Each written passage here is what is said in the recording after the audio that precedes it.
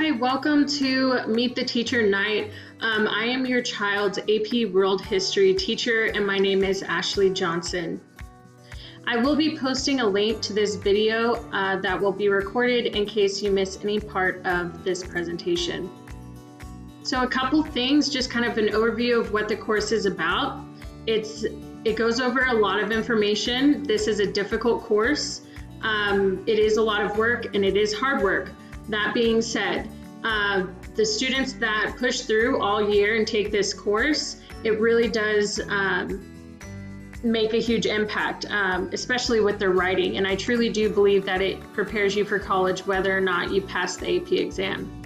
But one thing I want you to be aware of is that this is not a lecture-based course. There is so much content to cover, and 60% of the AP exam is writing. So you can know all of the content, but if you don't know how to write, then you're not going to do well on the exam.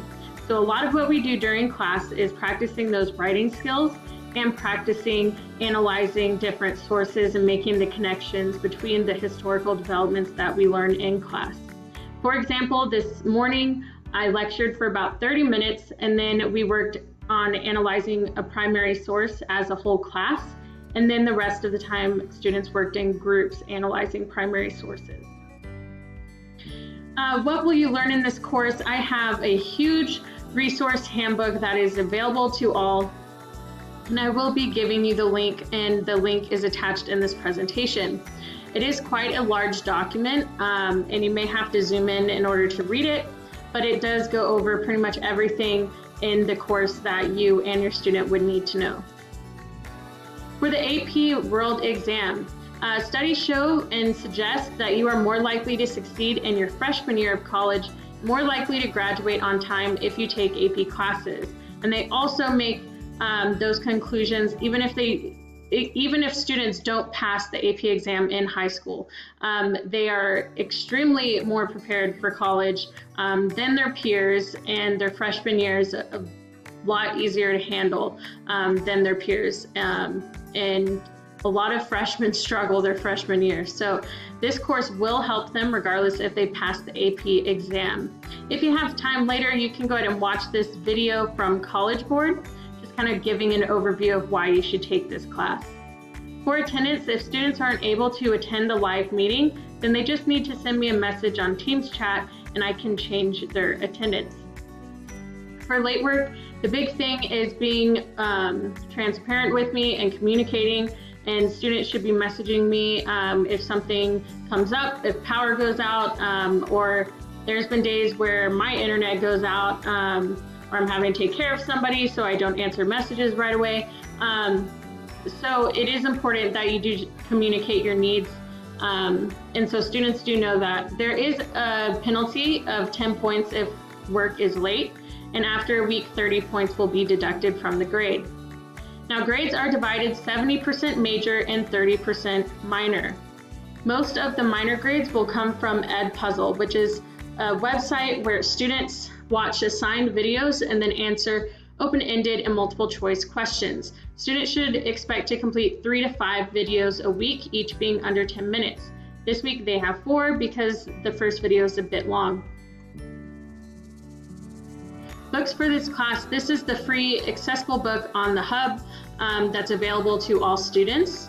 It is a slightly outdated book and it is a lot of information.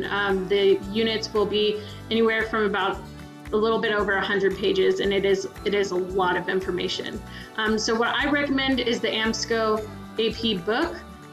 This would be not only your textbook, but kind of like a review book as well. It's very condensed in the information. It really just gets straight to the point. And I think it's easier to follow reading as a student, and it really helps organize the information in a much better way than the previous book does. This book is not free, unfortunately. It does cost $20 for either the ebook or the in-person, like hardcover book. You would purchase it. There's a link on the Students Hub, and you can get it from Amazon or you can get it straight from the publication.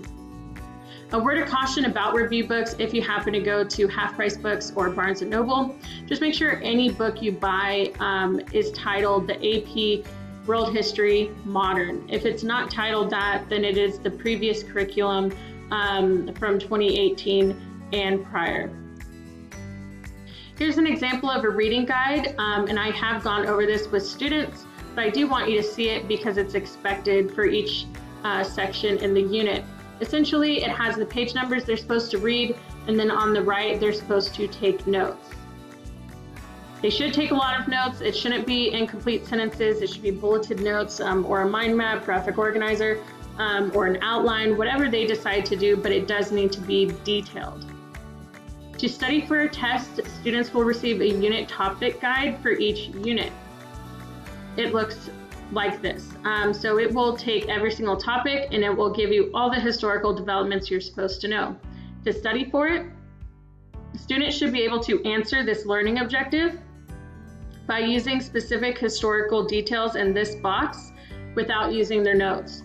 So if they can make that argument without using their notes and with very specific evidence, then that means that they are prepared for that learning objective, and then they move on to the next one.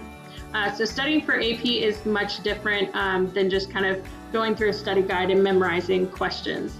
For staying connected, my email address is ashley.johnson@houstonisd.org. I linked my Westside website address, and there's also a link to my hub planner and lesson plans. And here's an example of my lesson plan so you can just kind of see it. Each day it'll go over what we're doing, then it will have reminders and homework, all the assignments, unit and lesson description, and finally resources that are always available. At the end of this, if you could please fill out this parent survey. It's really going to be with me just trying to get everyone's email address so I can have parent communication easier. So that's pretty much it. Now it's pretty much just time for Q&A. So any questions that you have, you can either unmute yourself, ask the question, or drop it in the chat, and I will do my best for the rest of the time to answer those.